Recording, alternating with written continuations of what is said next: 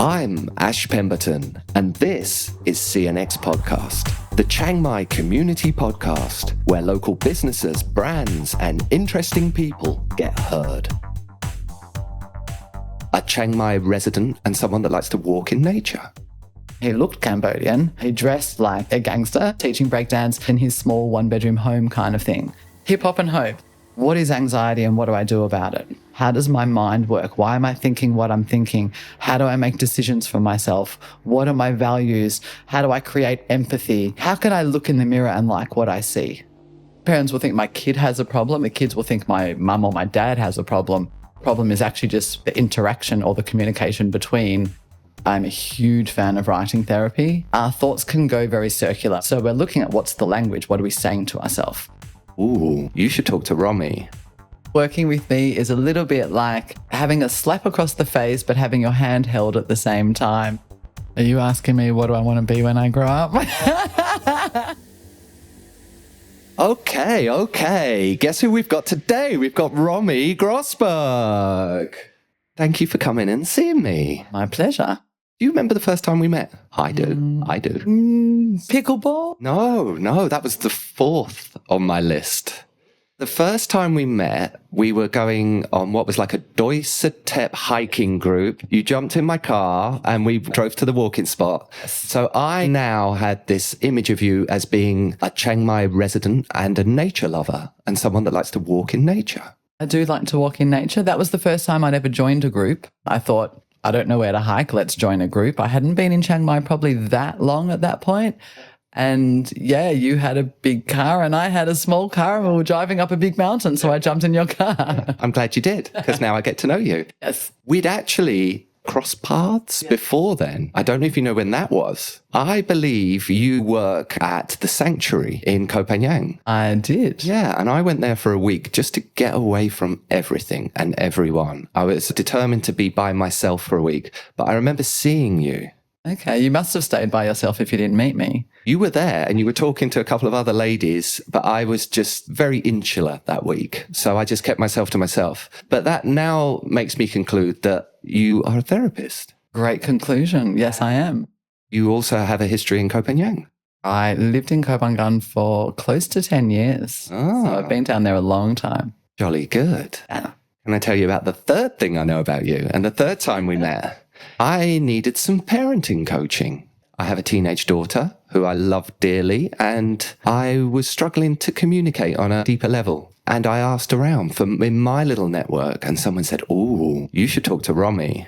So I bought you a coffee, and I just wanted to say thank you for that advice that you gave me that day. You gave me some real smack round the face, stuff that I already knew, but just needed reminding. And maybe we can touch on to a couple of those bits of gold that you gave me that I still use, still think about, and that's definitely helped me communicate better with not just my daughter, but my wife. Good. A lot of people say of me, I think it's a compliment, that working with me is a little bit like having a slap across the face, but having your hand held at the same time. So it's funny that you said that I slapped you around because apparently that's my thing. But I hold hands at the same time. So it's a loving slap. It was. It was gentle. It wasn't a wet fish or anything. It was just a very kind reminder about teenage girls and how their little brains work. Good. And I do get very passionate about it too. So that's actually one of the main reasons why I invited you in today, because I just thought, people need to know this. You can just, off the top of your head, give us some valuable advice and guidance. And as parents, it's hard when it's your own. Yeah, it's very hard to be objective. And like everybody says, there's no manual to parenting. And then the fourth one. Oh, God. is what you thought was the first one. The fourth one is I know that you play with Tai Tom. Yes. Who I'm going to say is like pickleball mentor. I've hired him a couple of times, but I've played with him a few times. What a really nice pickleball player. Oh, and lovely man and lovely player. I've played with him a bunch of times. And what for him is so easy, for me is more than my best. And he just kicks my ass. He's so good. For anyone that doesn't know, I think he's the Thai champion. He is. I think did he win again last week in Pattaya? He broke the news to me. He said, I've played in 11 tournaments, Ash. And I was like, okay. He said, guess how many I've won? 11? It was 9. Yeah. But what I really admire about him, what I like about him is his grace and style. Yeah, very generous, very encouraging. Yeah. The super guy to play pickleball with. Yeah, when I play with him often, I want to impress him because he's taught me so much, and he'll often turn around, look at me and smile and just say, Romi, relax, have fun. And you forget to have fun sometimes when you take it a bit too seriously and get competitive with yourself more than anyone else with him, because he reminds me to have fun. Yeah, vital. Cool. So there were 4 things there: a nature lover and Chiang Mai resident, therapist in Koh Phangan. The third was that you help with mental health for teenagers or for everyone, with emotional stability, with self-development. With those 4, I was just going to put it to you. What would you like to talk about? There's so much to you. You know I'm going to say pickleball, just because that's the easy way out. We can talk about other things too. Yeah. I've actually been off pickleball for the last month because I've got injured. So it's a touchy topic right now. Yeah, let's drop pickleball. Okay. And let's go for the mental health. Okay. Twice in my life, I've gone to someone external of my family, asking them to help with my children. And both times they've helped me. And they've never met my children. My children have no idea, but they've just helped me become a better parent. Is that the way you work?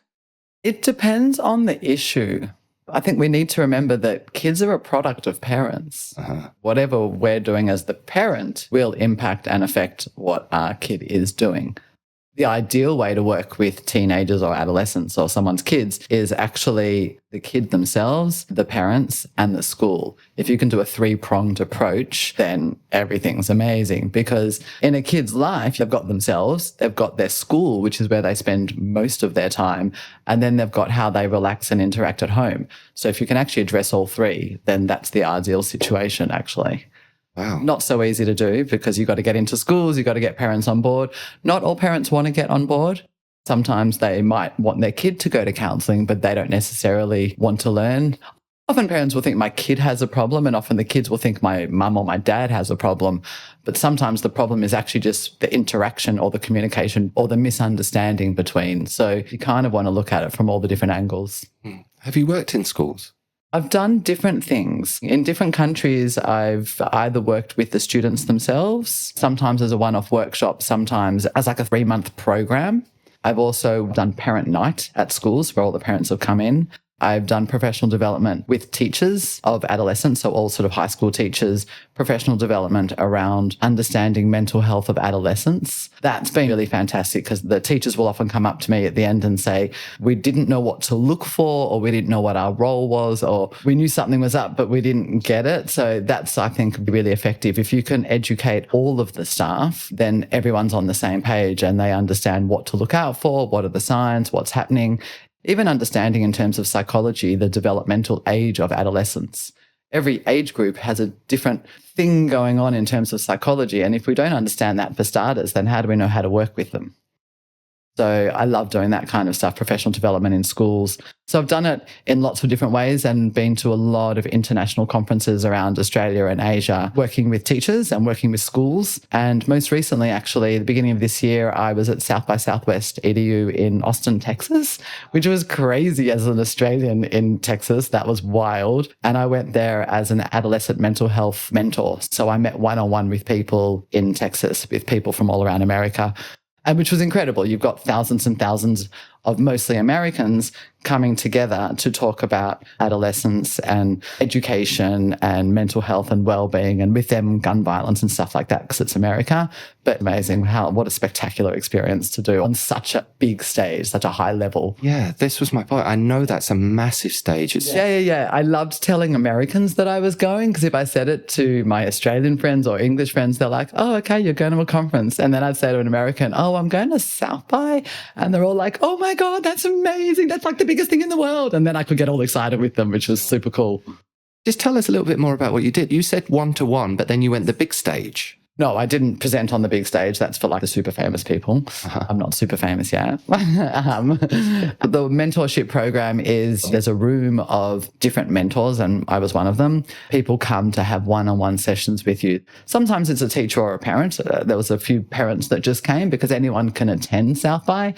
And then it was mostly educators, people in decision-making positions and stuff like that. There were some interesting ones with more techie people that were curious to know how could they put my book and my curriculum into an app or some kind of technology that then could serve more people. So you have lots of different discussions all around adolescent mental health with people in different sectors across education. It was fantastic, and the organisers were amazing and supportive and wonderful. It was quite amazing. One thing you said then was to know what the signs are. Just dive into that a bit more. Teachers are doing so many things. They have a very big job to do. They don't get a lot of gratitude for already. And their job does not necessarily include having knowledge on mental health. It's an entirely different system. And also it's in the school, so kids don't necessarily want to be seen to be going to the counsellor. You know, I remember when I was at school, you would never want to be seen to go to the counsellor. You don't have a system that's set up for teachers and schools generally to understand what's going on in mental health. I think in today's world, it's getting a little bit better. People are talking more openly about mental health. The stigma is a little bit less. It's not anywhere near where it should be. The number of adolescents and adults, to be fair, but adolescents with mental health issues has been on the rise since before COVID, and then COVID just exacerbated it completely. So there are some very basic things that you can look for that you don't need any degree to learn. And the main one really is change in behaviour. That is obvious. You can't miss that. Even a teacher that's very busy will see it. Hopefully a parent, no matter how busy, will see it. Friends will always see it. So, for example, if you have a student in school that is always outgoing, funny, life of the party, sociable, messing around in class, passing notes, or these days they're probably passing text messages, I don't know. There's no notes anymore. If you've got a student that's always doing that, and they have been for weeks or months on end, and then suddenly they're quiet. Okay, so they're not being sociable, they're not playing up, they're not sending text messages, they're not being funny or silly or having a laugh. You know, everyone can have an off day if something happened, like maybe there was a death in the family or something that is genuinely upsetting, then yes, you allow for a few days or even a few weeks of a change of behaviour. But if there wasn't an event, and then you've got a child that's gone from behaving one way to behaving a different way and staying in that space, that is a big red flag of something's going on internally, something's going on in their mind, that their behaviour has shifted. That's what you're looking for. So it doesn't matter if you're going from quiet to loud or loud to quiet, stopping doing your hobbies. You are an avid pickleballer or tennis player or swimmer or whatever it is, and then you suddenly quit your team for no real reason and go, I don't like it anymore. What's going on? A change in behaviour is the easiest thing you can look for.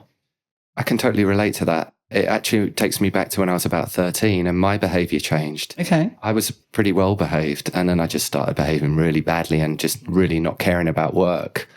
And one of the teachers that actually, I'm going to say, was on the lookout for stuff like that, the teacher that actually cared and knew about me, picked up on that. And all they had to do was ask the question, what's wrong? Oh, and I just burst out in floods of tears because I was upset my mum and dad were getting divorced. Yeah. And it was that. Yeah. And I didn't even know that. Mm-hmm. And imagine it had gone unnoticed and you bottled up this divorce at that age, what that leads to throughout your whole adolescence and way into adulthood. You should see my face when you say that, because I've got a feeling that did happen. Before we do this, before we go any deeper on that, what are the other signs, other things could we look out for? In a classroom, I would say that's number one. That's the main thing you need to know. Also, things like withdrawal, facial expressions, depending on how tuned in the teachers are. There's a lot of facial cues and body cues that we can look out for that will outwardly display stress, anxiety, depression. A lot of people can't describe or explain what a lot of the mental health issues are, but they talk about them. Whether it's depression or anxiety or stress, we don't often know how to define them, but we talk about them. So the only downside of talking so much about mental health is that we don't really know what we're looking for. Something like depression, for example, the definition that you would be looking for, is there a change in behaviour where you stop doing your hobbies or habits? There's a lot of opposing things. You're overeating or undereating, you're oversleeping or undersleeping. So it gets quite confusing. But the one that you're looking for is if there's a feeling of real sadness, loss of hope, purpose, focus, but you're looking at for all or most of the day, for all or most of the week, for a minimum of 3 weeks. You mean don't jump to conclusions? We're all entitled to have a bad day or a bad week, But if that stays, if that's sustaining for a few weeks on end, then you want to start looking at what's the root cause, what's going on. Are we leading toward depression? Is this something that we can resolve more quickly before it becomes a bigger problem? How important is it to go back and track what's happened to you as a child in your childhood? Do we always go back and try and work out what's this trauma or this sadness in your inner child? And is it worth doing for someone who's almost 50? Well, if every time you think about it, talk about it, or somebody else brings it up, you burst into tears, then yes, you would want to go back and revisit that particular one. But is that true of all cases? Not necessarily. I personally think it's worth going back for some things. I would say for you, it would be worth going back to your parents' divorce and without putting you in the spot, but this is how it works. In the last 20 minutes, you brought it up, 4 or 5 times? Jesus. There's something there. And that's what it is. If I'm thinking about it much more often than is relevant to my day-to-day existence, then it's stuck in me. It needs to be processed, sorted through, worked out, which you can do differently now as an adult. Your 11, 12, 13-year-old self would have understood what was going on very differently to your 50-year-old self. Now, with the hindsight and objectivity and brain understanding of a grown-up man, you will be able to reflect in a different way that your 12-year-old self couldn't do back then. So it is worth then looking at what it is. It doesn't, for me, mean you need to go through every single part of your life and work out all the bits. That was going to be my question, because I've done an exercise, which we can touch on, to help me with that. So now I can talk about it. I can tell you something ironic and funny about that. And I don't burst into tears anymore. But I just wonder, I bet there's other stuff too. Even if you don't know what it is, do you take people back and have no idea what they're going to say? Look, often, especially when I was down south, one of the most common things people would come to me with was, I don't know why I'm here, but I felt the need to talk to you. I liked your energy, so I thought I would come. Yeah. Often people don't know why they're there. When they sit and we start talking, people will say to me, I don't know why I just said that. Like with your parents' divorce. It literally just came out. And the first thing is, I don't know why I said that. And I'm like, well, you said it because it still matters. So then you start there. Uh-huh. There's a really nice quote on your website, which I'm going to read back to you. Okay. I've been called a gypsy, a nomad, a hippie, a bookworm, a rebel, sporty spice, crossword junkie, and the grass is greener girl.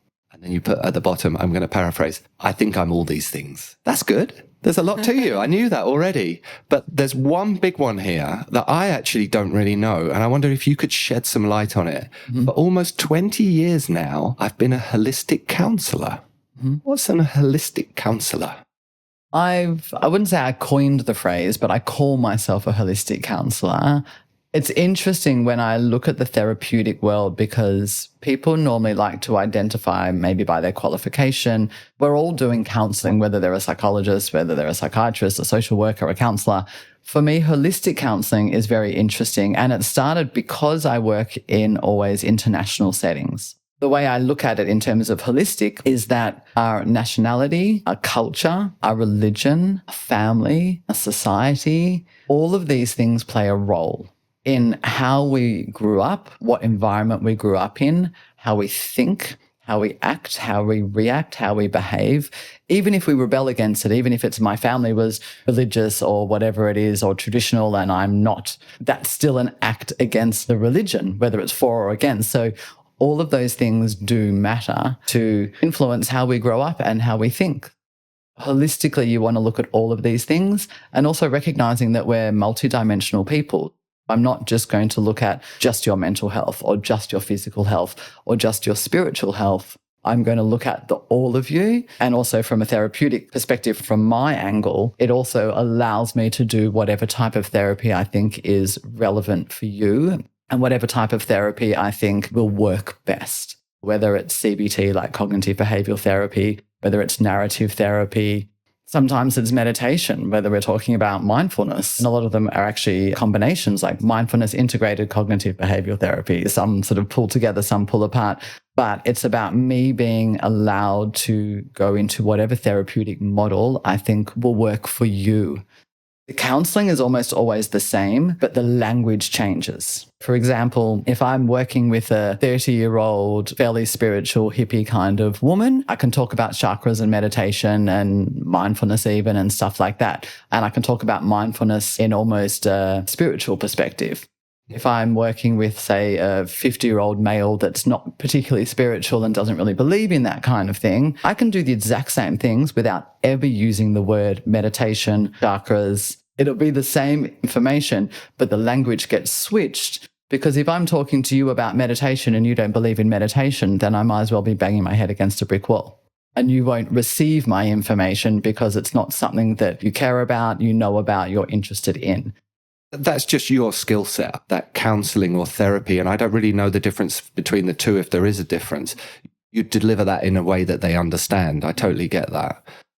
In terms of language, I've actually been thinking a lot about the language, like therapy, counseling, like you just said. For me, therapy is the umbrella, because I can be a massage therapist. When someone says to me, what do you do? If I say I'm a therapist, the next thing they'll say is, what kind of therapy? Yeah. So I often just say I'm a counsellor, or I do counselling, because it's just skip one step and go straight to what I actually do.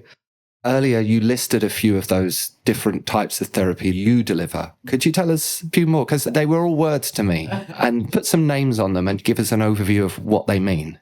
There's lots of different types of therapeutic modalities. I'm a huge fan of writing therapy, which is a really fantastic way of getting to know yourself better. Mm-hmm. When we are thinking, our thoughts can go very circular. We can think in circles. We forget that we think all day long, and we talk to ourselves all day long. We talk to ourselves more than any other single person. So we're looking at what's the language, what are we saying to ourselves? If I'm alone with my thoughts are going to go in circles. The big issue there related to writing therapy is I will often have a lot of half thoughts and incomplete thoughts. Mm. For example, if you said to me, how was your morning? I could answer in my head, yeah, cool. But there's no words in there. And even if you said to me verbally, was your day? Yeah, good, all right. That's not really an answer. Yeah, good, all right. No. If it was in my head, it'd be like, yeah, fine. They're not words. Now, if I said, how was your day? Actually, I want you to write it down. You're going to say, my day was good. Actually, no, it wasn't that good. You know what? And now we start writing. It's more thought, more detail. Yes, because as humans, it's very unnatural to write nonsense, literally. Once we start writing, there's also, in whatever is your language, there'll be a forward momentum. So if I'm writing from left to right in English, there'll be a forward momentum of me moving from left to right and almost a rocking nature. And that forward momentum will help in my thought process, where I will start moving forward and through a thought and into the next thought. The actual motion of using your hand, pen and paper start creating this momentum of moving forward. And then there's endless writing exercises that you use for different topics, whether it's letting go of something, grief, arguing with someone, stuck in your head, decision making. There is a different writing therapy technique for each of these different things, where you get to then learn what to do, and then you go and you do it. I do that with people very often. All of my books have a lot of writing therapy in them. They're all interactive books that you write in. So it's never sort of something that you read. It's something that you do.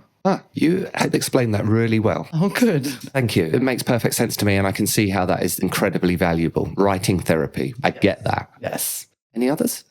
Cognitive behavioral therapy. What does that mean? It's all about thoughts, emotions, actions. So you've got the triangle of the three different things and how they all affect each other. What are the thoughts? What are the feelings? What are the actions? Changing one of those things can change the others. Easiest one is usually the action or behavior, because it's quite hard to change how you feel. Some people find it hard to change how you think. Behavior or the action is a good one. If you're standing very in a sad or a down position and your body language is down, your shoulders are down, your chin is down, you're in this kind of protecting your heart, protecting yourself space. If you go into that position and then go into Superman position, put your legs apart, put your hands on your hips, put your chin up, chest out, you automatically feel better. Yeah. It's very hard to feel depressed or sad when you're in full Superman position, because you've changed action, your behavior, which can then start to influence your thoughts, which can start to influence how you feel.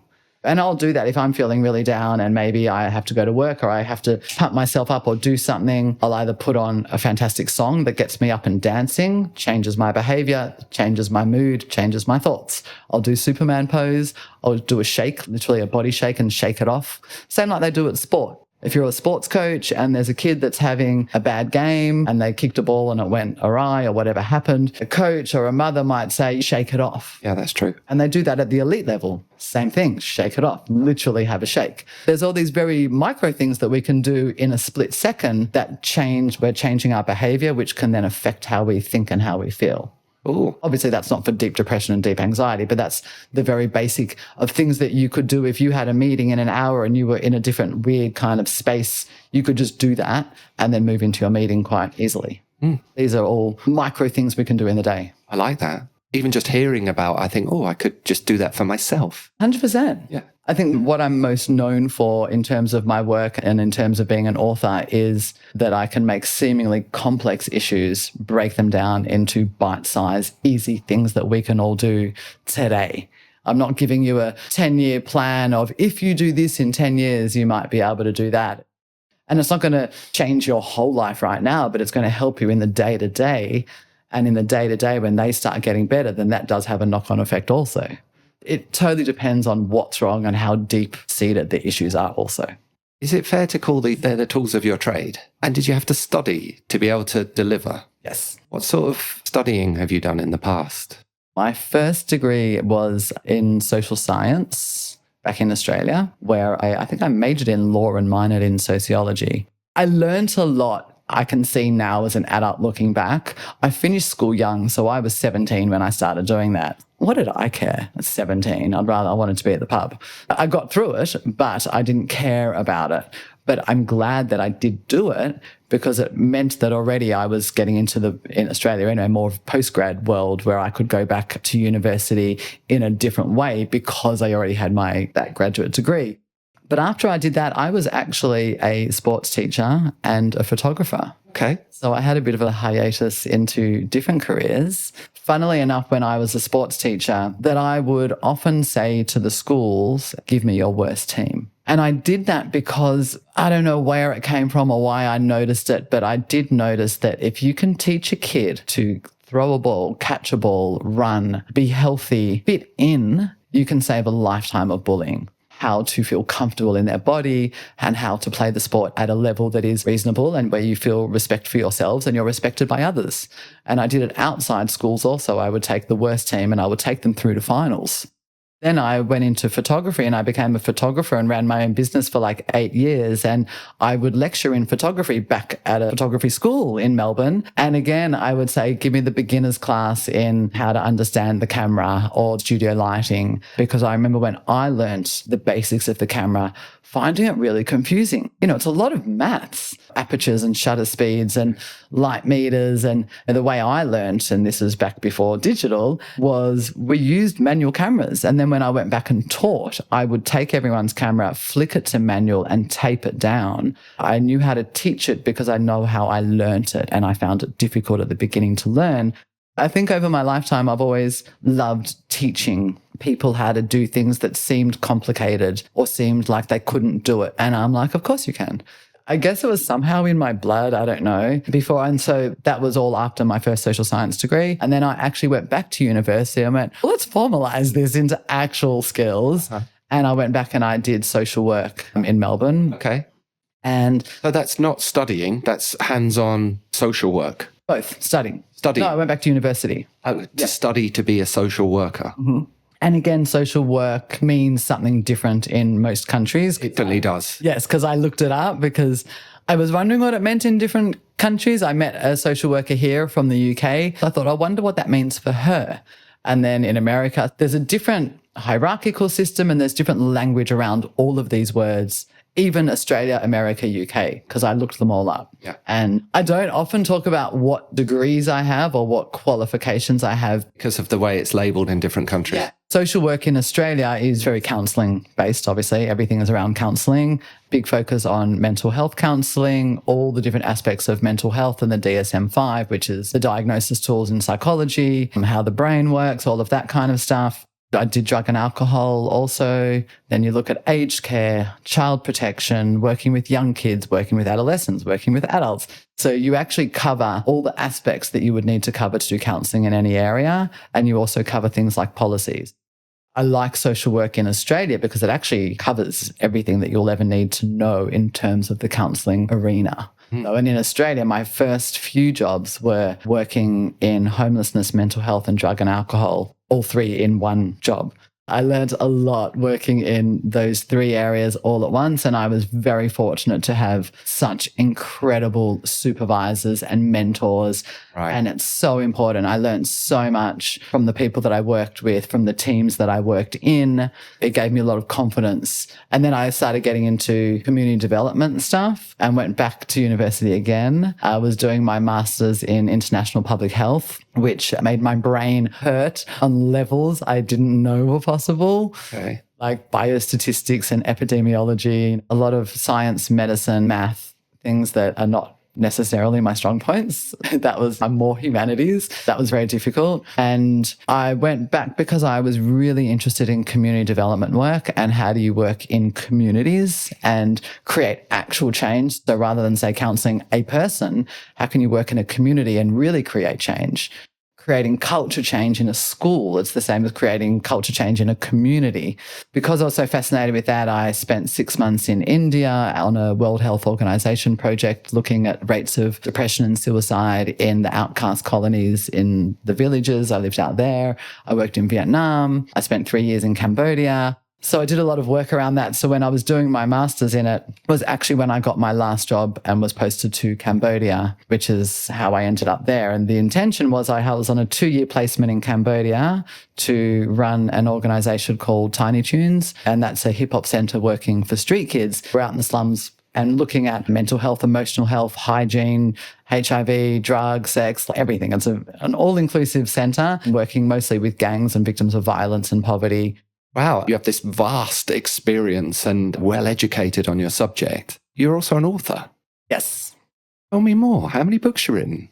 I have written 3 books. 3? I have published 2. Okay. Yeah. What does that mean? 1 coming soon? Yeah. Okay. So exciting. Look at my face. It's so exciting. My smile's going to break off my face. What's different about this new one? It's different in every part of my body. 2 that I published are more work-related. They're workbooks for adults and for teenagers and schools. And I love them and they're really important and really beautiful. And in fact, I met with Mosaic Market in Chiang Mai just yesterday and was teaching the staff there about those 2 books because they're going to be selling them there as of today, I think. They're putting them on the shelf there. I'm really passionate about those books in terms of spreading the information around mental health and emotional well-being. I really strongly believe in those books, but they're the self-help realm of my life. And then there's the other side of my life, which is my memoir. This book that is not out yet, it's happily sitting on my computer, is called Hip Hop and Hope. And it's the memoir of my life as a well-educated, Western, white-skinned female living and working out in the slums of Phnom Penh, Cambodia, running a hip-hop centre. Cool. It was a crazy experience. So my memoir starts with me landing in Cambodia. And people often ask, what's the definition of a memoir versus biography, autobiography? Memoir is a snippet of your life versus an autobiography, which is life story. Okay, got you. And hip hop. Yeah. The relevance of that is just that it related to the kids on the streets in Cambodia, or is there something more to hip hop? The centre existed before I arrived. It was founded by a guy called KK, which is his nickname. His real name's Doi Suthep. He was a breakdancer when he was young, living back in Long Beach, California. He's a Cambodian-American deportee. He was born in the Thai refugee camp during the Khmer Rouge, was taken to America when America opened its borders in the late 70s during the war. And then he ended up, because a lot of them ended up there poor and in the poorer neighbourhoods and being Cambodian, teased a lot and all of that stuff, and ended up firstly in a breakdancing crew and was a breakdancer, and then in his later teenage years ended up as a gang member and then committed a crime. And after 9/11, when they changed the laws about aliens living in the country, everyone who was an alien that had committed a crime got deported back to where they came from, even if they'd done their time in jail. Really? It's a very long, interesting story. And a lot of it is actually in my book because it's a good contextual backstory to what is this place. So when he got to Cambodia, he didn't really speak the language. He didn't feel Cambodian. He looked Cambodian only by facial structure. He dressed, I would say, a gangster. He'll kill me for saying that. But the white clean shoes and the white sort of singlet and all that kind of stuff. But kids in Cambodia, when he arrived, he started just wanting to help because he didn't know what else to do. So when he was in Phnom Penh, in the capital city, he was looking for kids in trouble to help and to see what he could offer so that no other kids had to go through a difficult life. So it started very organically. And then children from around found out that he used to be a breakdancer and would come to his house saying, "Can you teach us to dance?" And for a very long time, he said no because he didn't think he had anything to offer. He was fairly uneducated himself. He didn't think he was the right person to mentor these kids. But they persisted and eventually he gave in and he started teaching breakdance just in his small one-bedroom home kind of thing. And that grew and grew until it became this kind of centre. And when they got in touch with me, it was like, we've got this amazing big centre with 200 or 300 kids, bunch of people teaching stuff. Can you help? And I'm like, help? What am I meant to do here? It was like, how can we turn this total chaotic, brilliant, beautiful mess into something that's functioning and sustainable? The story will start with me arriving and go through, the reality. When I started writing it, it was very much with the idea of how can I teach other people that study community development and international development the realities of what happens when you land on the ground. Because what you learn in university doesn't really prepare you for what you see when you get there. I'd lived in India, Vietnam, and then Cambodia. Nothing prepared me for any of that. Nothing in a university could ever prepare you for what happens when you're in one of these countries, faced with the ethical dilemmas, faced with poverty that is unimaginable, faced with violence that is unimaginable, faced with neglect and abandonment that's unimaginable, and then being the person in charge of all of that. It started with the idea of being further education for universities. And then I suppose it just turned into a story. And then it became the story of from when I landed. So you're still learning that information, but through the story of how does this work? How is it that we are now family? And I call KK my brother and I go back for every funeral, wedding, baby that's being born. How does that work? Because it's such a beautiful story and it's full of ethical dilemmas and just the wildest things that happen that you can't fathom and that they all happened. It's a very interesting story. That's awesome. I like seeing the big smile and the smile in your eyes when you talk about that book. So when will that be out? Yeah, it's a good question. Is it finished? Yeah.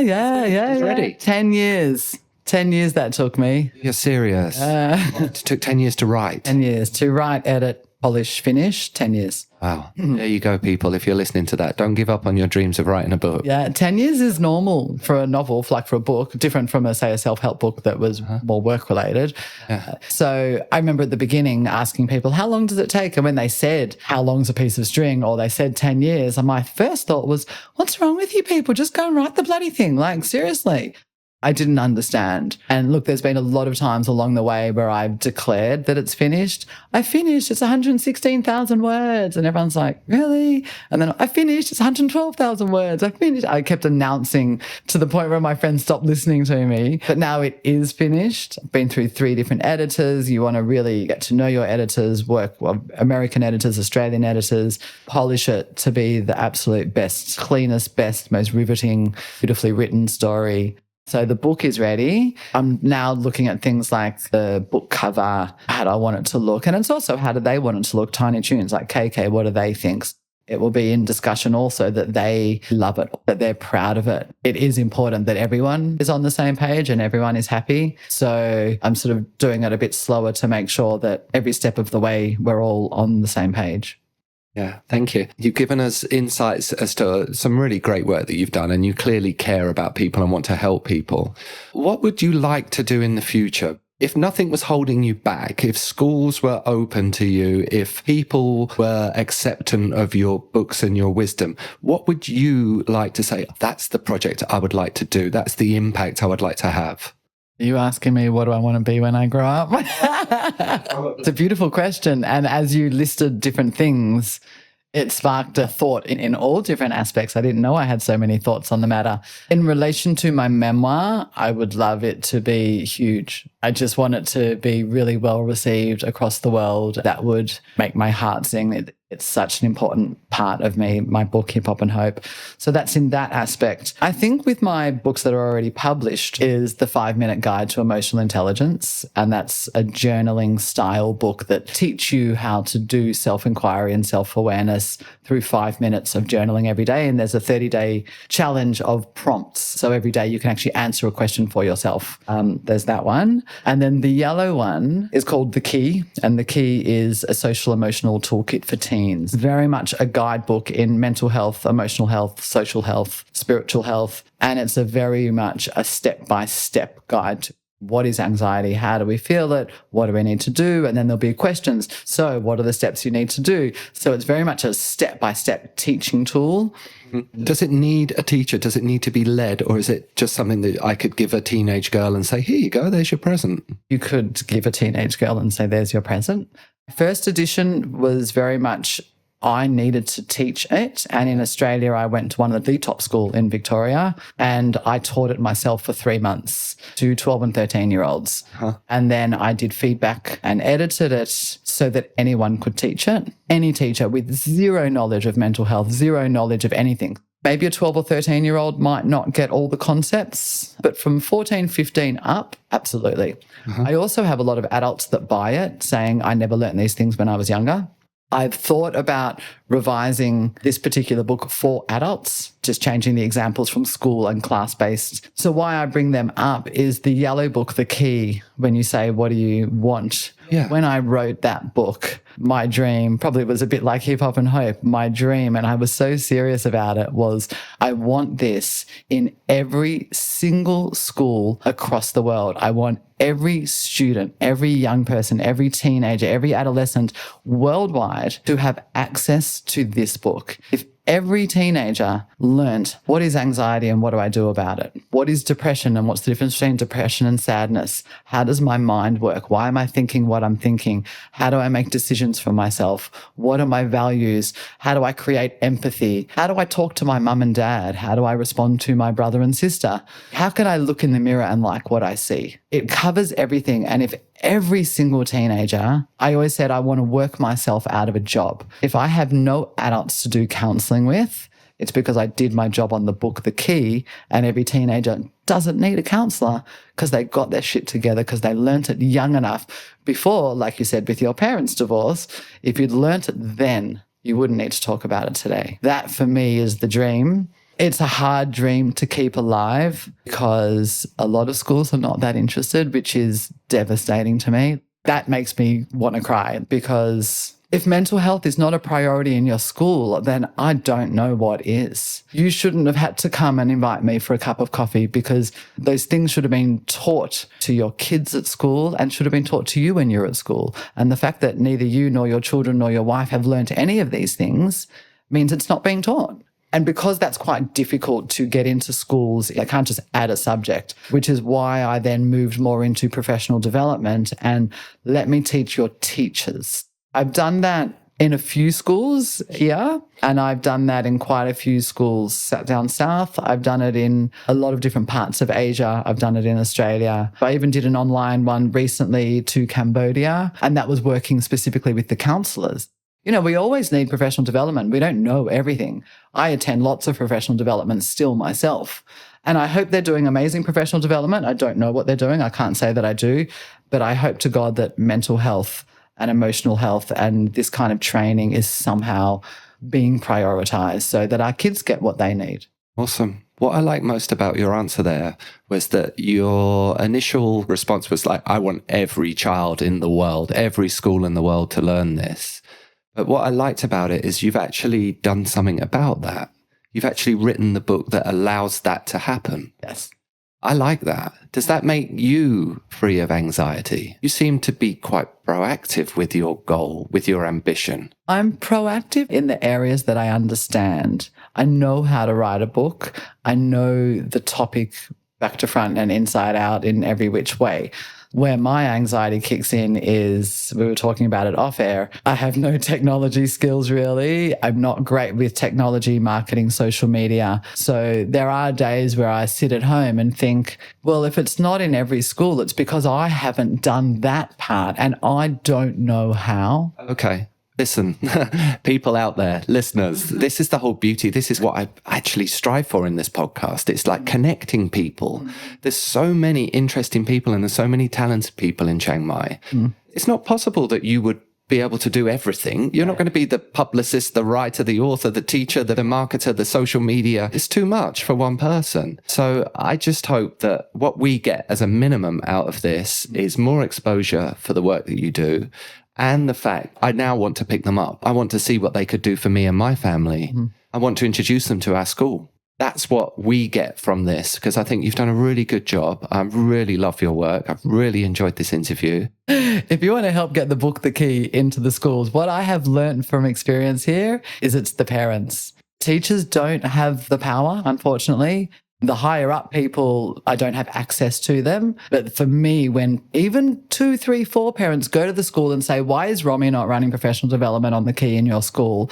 They're the ones that pay the bills. And the minute the parents say it, the schools phone me and that's how I get in. I know that sounds crazy, but in my experience, that's the only way in. Okay, that's good to know. And also with a book title like The Key, people might find it quite hard to find you. If they're going to Google to find out more information about this, they'd probably need to type your name too, right?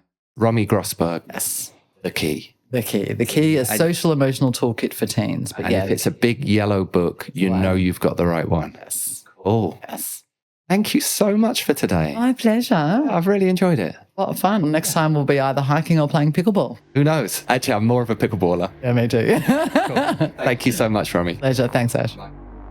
That was CNX Podcast.